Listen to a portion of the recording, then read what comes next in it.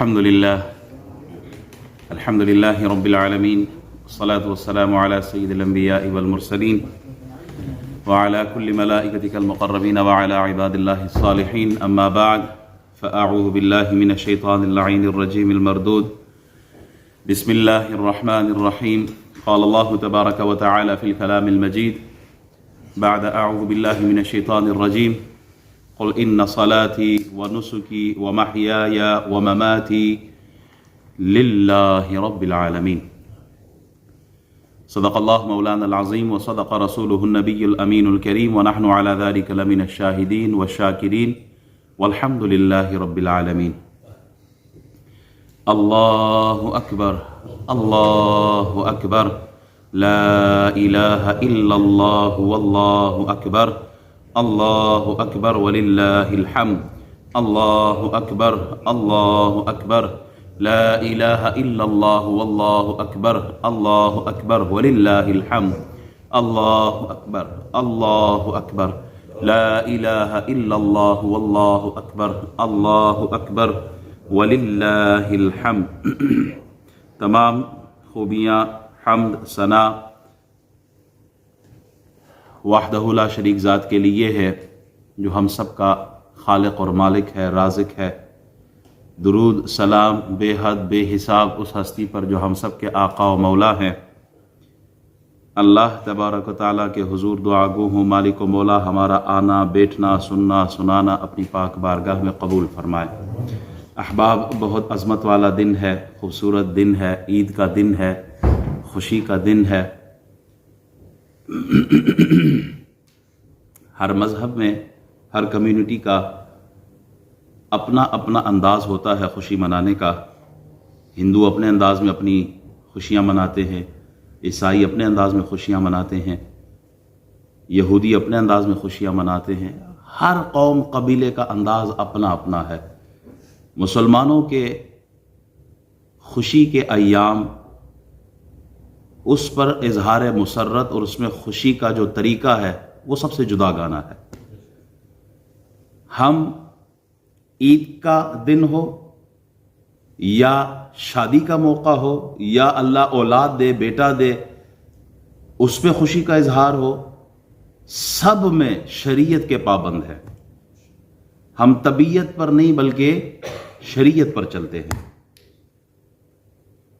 ہم باقی قوموں کی طرح آزاد نہیں ہیں کہ چلو خوشی کا موقع آ گیا، ہمارا فیسٹیول ہے تو ہم نے نشہ بھی کرنا ہے، شراب بھی پینی ہے، ہم نے الیاذ باللہ گناہ بھی کرنے ہیں کیونکہ آج ہم آزاد ہیں۔ نہیں، مسلمانوں کے خوشی کے اظہار کا انداز سب سے جدا گانا ہے۔ کہا عید کا دن آیا سر سجدے میں رکھو، ایکسٹرا نماز پڑھو۔ شادی کا موقع ہے، کہا نکاح پڑھواؤ، کلمے پڑھاؤ، ذکر اذکار ہو، اللہ کو یاد کرنا ہو۔ بیٹے کی اللہ نے خوشی دی، کہا عقیقہ کرو، جانور ذبح کرو۔ اللہ کے حضور اپنے خوشی کا اظہار کس طرح کرنا ہے؟ عبادت کے ذریعے، اور اس طریقے سے اپنی خوشی کا اظہار کرنا ہے جو ہمارے آقا و مولا محمد الرسول اللہ نے ہمیں سکھایا۔ آج خوشی کا موقع ہے تو چلو کسی کا مذاق اڑا لو، کسی پہ ٹٹھا کر لو، کسی پہ ہنس لو، کسی کو نقصان پہنچا دو۔ یہ مسلمانوں کا طریقہ نہیں ہے۔ مسلمانوں کا طریقہ، کہا اگر خوشی کا اظہار بھی ہو تو دوسرے کو ہم مبارکباد بھی دیتے ہیں، سلامتی بھی دیتے ہیں اور کہتے ہیں ہمارے حق میں بھی دعا فرمانا۔ یہ ہے مسلمانوں کا انداز خوشی منانے کا۔ احباب، کوئی بھی مقصد، کوئی بھی مشن ہو آپ کا، اس میں کامیابی کے لیے قربانی کا ہونا ضروری ہے۔ بغیر قربانی کے کسی بھی مقصد میں کامیابی حاصل نہیں ہو سکتی۔ اگر کامیاب کسان بننا ہے تو اس کے لیے بھی محنت ہے۔ جس کسان نے راتوں کو اٹھ کر کھیت کو پانی دیا ہو، دیکھ بھال کی ہو، بیج لگایا ہو، پانی دیا ہو، جانوروں سے بچایا ہو، اس کا کھیت سب سے الگ ہوتا ہے۔ کامیاب دکاندار بننا ہے، بزنس مین بننا ہے تو اس کے لیے بھی صبح سویرے اٹھنا پڑتا ہے، رات کو گھر لیٹ آنا پڑتا ہے، سارا دن آپ بزنس میں دیں گے۔ کامیاب اسٹوڈنٹ بننا ہے، طالب علم بننا ہے تو آپ کو پراپر تیاری کرنی ہوگی، اسٹڈی کرنی ہوگی، ٹائم دینا ہوگا۔ غرض کسی بھی چیز میں کامیابی کے لیے آپ کو قربانی کی ضرورت ہے۔ یہ ایک وقت کا کھانا آپ دیکھ لیں، ایک وقت کے کھانے کی تیاری کے لیے آپ مارکیٹ جاتے ہیں، سبزی خریدتے ہیں، گوشت خریدتے ہیں، آٹا چاول خریدتے ہیں، تو اس کے لیے کس کی قربانی ہے؟ مال کی قربانی ہے. مال دیتے ہیں تو آپ کو یہ چیزیں ملتی ہیں. پھر اس کے پکانے میں آپ کو وقت بھی چاہیے، آپ کو چولہے کے سامنے کھڑا بھی ہونا ہوگا. ایک وقت کے کھانے کے لیے آپ کو اتنی قربانیاں دینی پڑتی ہیں، تب جا کے آپ کی ایک وقت کے کھانے کی ضرورت پوری ہوتی ہے. تو بڑے بڑے مقاصد کے لیے پھر قربانی بھی بڑی بڑی دینی ہے. انسان کی زندگی کا مقصد کیا ہے؟ اللہ کی رضا. ہماری زندگی کا مقصد کیا ہے؟ ہمارا مشن کیا ہے؟ کہ ہم سے ہمارا رب راضی ہو جائے. ہم نمازیں کیوں پڑھتے ہیں؟ اللہ راضی ہو جائے. قربانی کیوں دیتے ہیں؟ اللہ راضی ہو جائے. زکوٰۃ کیوں دیتے ہیں؟ اللہ راضی ہو جائے. حج پہ کیوں جاتے ہیں؟ اللہ راضی ہو جائے. زندگی کا کوئی بھی کام مسلمان کرتا ہے تو اس کی نظر میں جو سب سے پہلی چیز ہوتی ہے وہ کیا ہے؟ اللہ راضی. وَرِضْوَانٌ مِّنَ اللَّهِ اکبر. سب سے بڑی رضا کس کی ہے؟ اللہ کی ہے.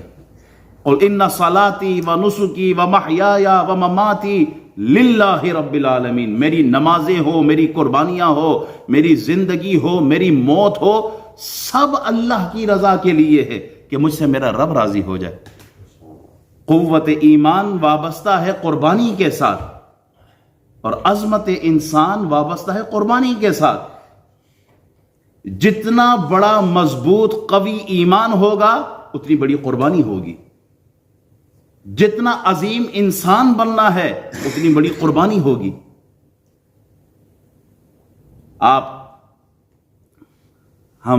یہ ہمارا معاشرہ، ہم یہ سمجھتے ہیں کہ 200 پاؤنڈ دے کے قربانی، ہم نے بکرا ذبح کروا دیا 200 پاؤنڈ دے کے، اور ہم نے قربانی کا حق ادا کر دیا ہے. الحمدللہ 200 پاؤنڈ کی قربانی دی ہے مولوی صاحب، میں حق ادا کر چکا ہوں، قربانی میری طرف سے ہو گئی ہے. ارے بابا، ٹکا بوٹی باربیکیو چانپے خود کھاتے ہو. یہ قربانی کی حقیقت ہے؟ قربانی کی حقیقت یہ نہیں ہے. امام راغب اصفہانی رحمۃ اللہ علیہ فرماتے ہیں قربانی کیا ہے؟ قربانی ہر وہ عمل اور شے اور چیز اللہ کی راہ میں قربان کرنا، اللہ کی رضا حاصل کرنے کے لیے، اللہ کی رضا حاصل کرنے کے لیے اس کی راہ میں کوئی بھی چیز دے دینا، یہ قربانی ہے. جس کی ابتدا عبدیت سے ہوتی ہے، خواہشات کی قربانی سے، جذبات کی قربانی سے، احساسات کی قربانی سے، مال اور وقت کی قربانی سے ہوتے ہوئے فنائیت پر پہنچتی ہے تو یہ انتہا ہوتی ہے قربانی کی. مال، دولت، محبوب ترین چیزیں، اور پھر یہاں تک کہ اپنی جان کی قربانی دے، یہ قربانی ہوتی ہے. اس کی یہ حقیقت ہے. قربانی صرف 200 پاؤنڈ کا بکرا ذبح کرنے کا نام نہیں ہے، بلکہ خواہشات کی قربانی ہو، جذبات کی قربانی ہو، احساسات کی قربانی ہو، گناہ نہ کرنے کی قربانی ہو، اللہ کی رضا حاصل کرنے کے لیے سب کچھ قربان کرنے کا جذبہ ہو، یہ قربانی ہے. پورا دن آدمی تھکا ہارا کام سے آتا ہے، رات کو بستر پہ جاتا ہے، عشاء کا وقت ہوتا ہے، عشاء پڑھنی ہے، دل نہیں کرتا، لیکن کہتا ہے نہیں، میرے رب کا حکم ہے. اللہ کی رضا حاصل کرنے کے لیے بستر چھوڑتا ہے، وضو کرتا ہے، سر سجدے میں رکھتا ہے اللہ کے حضور. یہ بھی قربانی ہے. خون پسینے کی کمائی ہوتی ہے، سارا دن بار کام کرتا ہے، رات کام کرتا ہے. اللہ کا حکم ہے زکوٰۃ دو، دل نہیں کرتا کہ میں اپنے خون پسینے کی کمائی کیوں دوں، لیکن نہیں، اللہ کی رضا حاصل کرنے کے لیے وہ اپنے مال سے زکوٰۃ ادا کرتا ہے. یہ بھی قربانی ہے. بھوک پیاس نے تنگ کیا ہوا، سخت گرمی ہے، حلال اور لذیذ غذائیں سامنے پڑی ہیں، ٹھنڈا مشروب سامنے پڑا ہے، لیکن ہاتھ نہیں لگاتا. کیوں؟ اللہ کی رضا حاصل کرنی ہے. کہا یہ بھی قربانی ہے. ہزاروں پاؤنڈ خرچ کر کے 2 سفید چادریں زیب تن کر کے سفر کی صعوبتیں برداشت کرنے کے لیے بندہ سفر شروع کر دیتا ہے. بندہ پوچھے گھر میں آرام سے سکون کے ساتھ بیٹھے ہوئے تھے، کیا کرنے جا رہے ہو؟ کہا اللہ کی رضا حاصل کرنے کے لیے. میں اپنے اوپر پابندیاں، بال اور ناخن تک نہیں کاٹ سکتا. یہ بھی قربانی ہے. عید کا دن آ رہا ہے، بچوں کے لیے شاپنگ کرنی، لباس دینا، عید کے دن کے لیے خوراک تیار کرنا، مال کی قربانی دینا، جانور ذبح کرنا، اور پھر وہ جانور اس کا گوشت لے کے لوگوں میں تقسیم کرنا، یہ بھی قربانی ہے۔ احباب، ہماری نظر میں صرف جانور قربان کرنا یہ سنت ابراہیمی ہے، تو باقی سنتیں کدھر گئیں؟ جیسے ہمارے یہ مشہور ہے نا کہ حضرت محمد عربی صلی اللہ علیہ وسلم ہماری جانیں آپ پر قربان ہو۔ ارے مشہور ہے مولوی صاحب، میٹھا کھانا حضور کی سنت ہے، یہ سنت ہر ایک کو یاد ہے، کیا پیر، کیا فقیر، کیا مولوی، کیا امام، کیا مقتدی، سب کو پتہ ہے میٹھا کھانا سنت ہے، کوئی شک نہیں ہے۔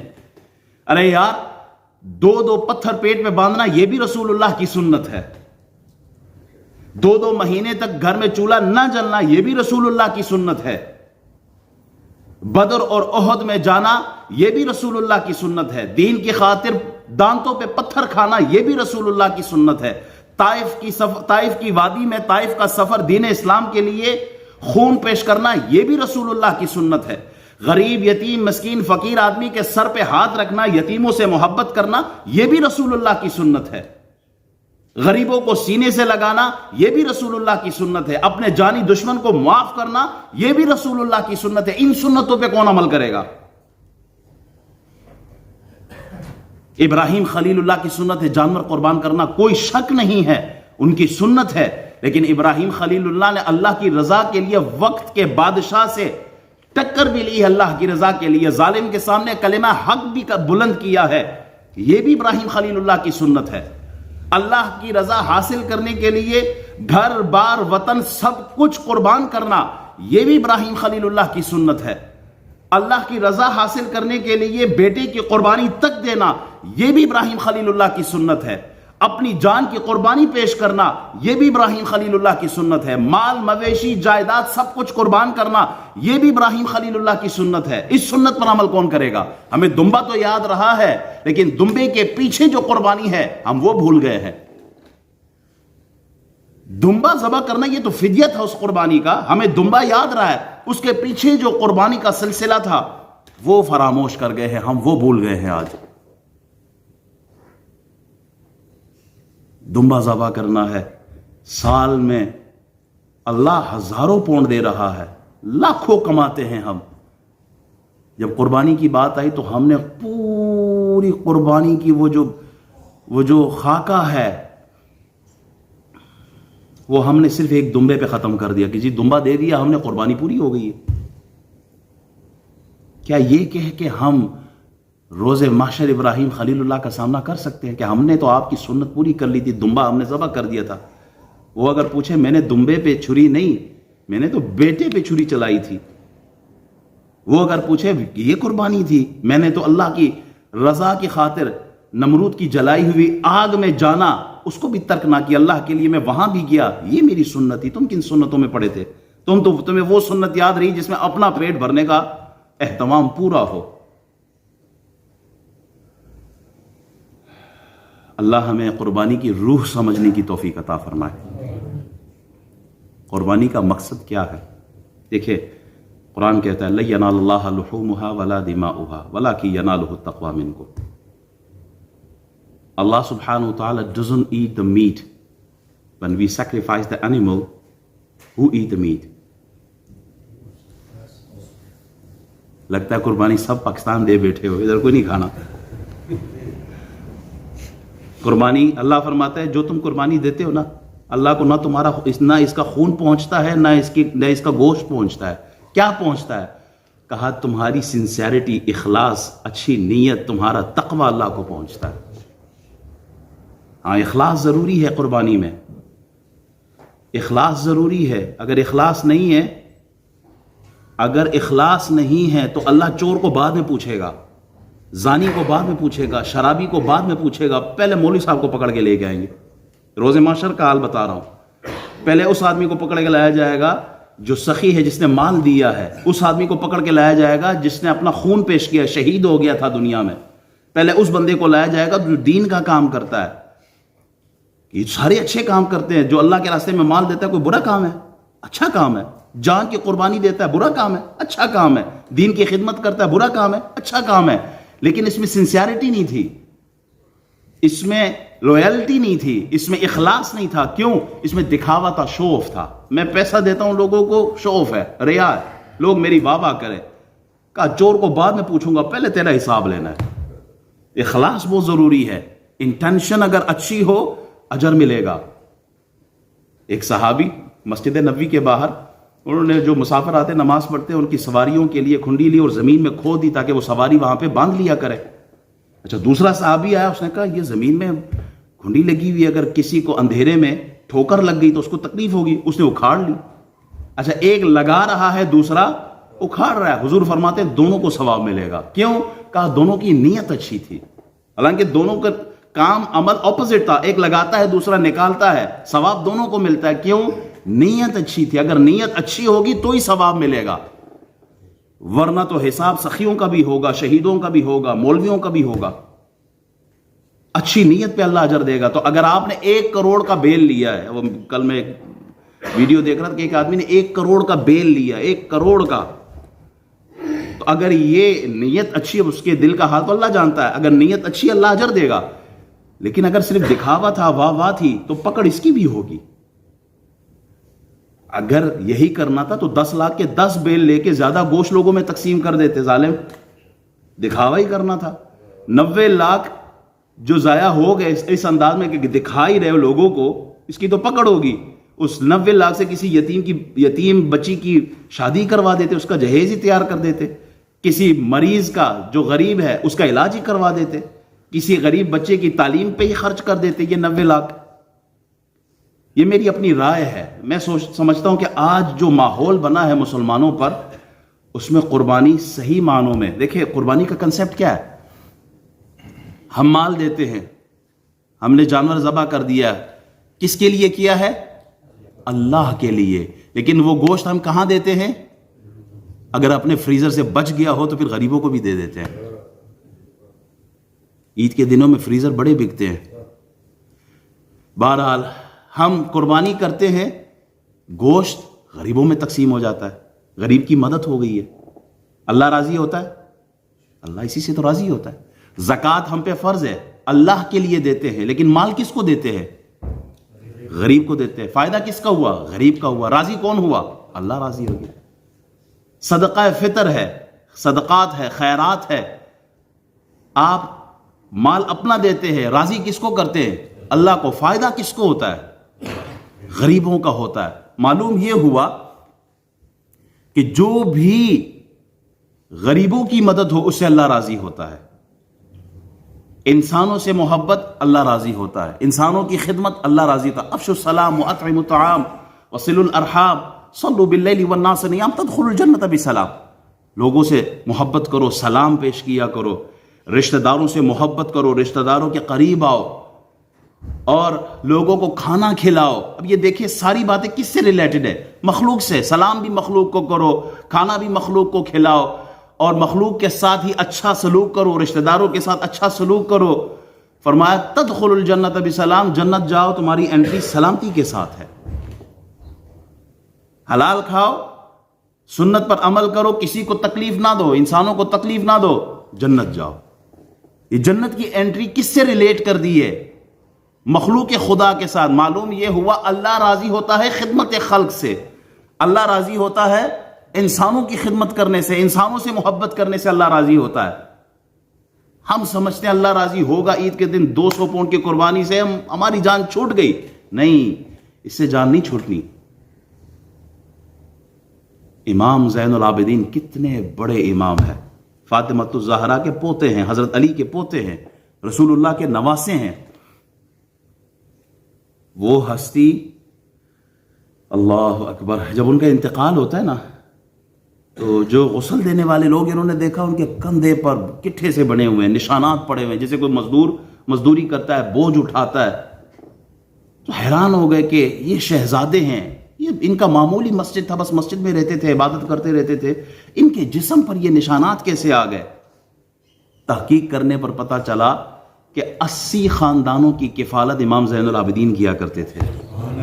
جب مخلوق سو جاتی تھی تو یہ رسول اللہ کا نواسا، یہ امام راتوں کو اٹھ کر اپنے کندھے پہ بورے ڈال کر اناج، گندم، خوراک، ضروریات کی دیگر چیزیں وہ اپنے کندھے پہ رکھ کے غریبوں کے گھر جا کر چھوڑ کے آتے تھے، خود کسی کو پتہ بھی نہیں چلنے دیتے تھے۔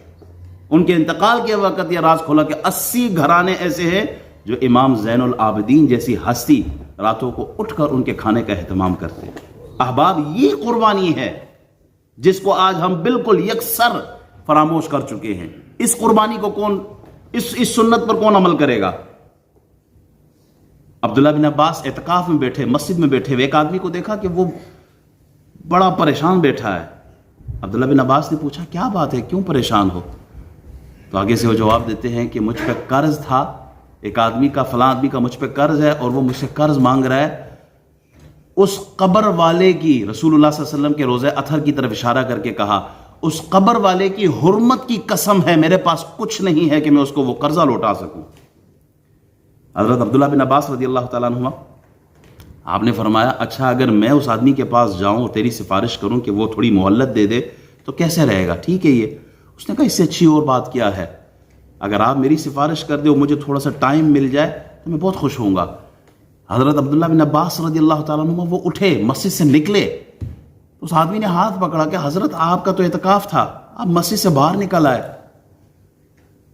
آپ نے فرمایا مجھے اپنا اعتکاف یاد ہے، اور پھر روتے ہوئے قبر رسول کی طرف اشارہ کیا کہ اس قبر والے نے ہمیں بتایا ہے، ان سے ہم نے سنا ہے کہ جو اپنے مسلمان بھائی کی حاجت کے لیے چلے، کوشش کرے، اللہ تعالیٰ اسے 10 سال کے اعتکاف کا ثواب عطا فرما دیتا ہے۔ احباب، اس سنت پہ کون عمل کرے گا؟ ہماری تو مسجد میں اگر کسی کا موبائل بجے نا تو پورا محلہ اس آدمی کو دیکھ رہا ہوتا ہے، یہ موبائل کیوں بج رہا ہے ان کے؟ ہماری نظر تو اتنی تیز ہوتی ہے کہ مسلمان کی پکی ہوا کیسے؟ میں وہ عرش محلہ پہ کھڑا تھا ابھی اس کی موبائل کی گھنٹی کی وجہ سے میں ادھر سے نیچے اتر آیا ہوں۔ ہم مسلمانوں کے ساتھ کیا ہمارا تو تعلق، یہ مسجد کی بات بتا رہا ہوں کہ ہمارا حال یہ ہے، ہم اتنی چیز بھی برداشت نہیں کرتے۔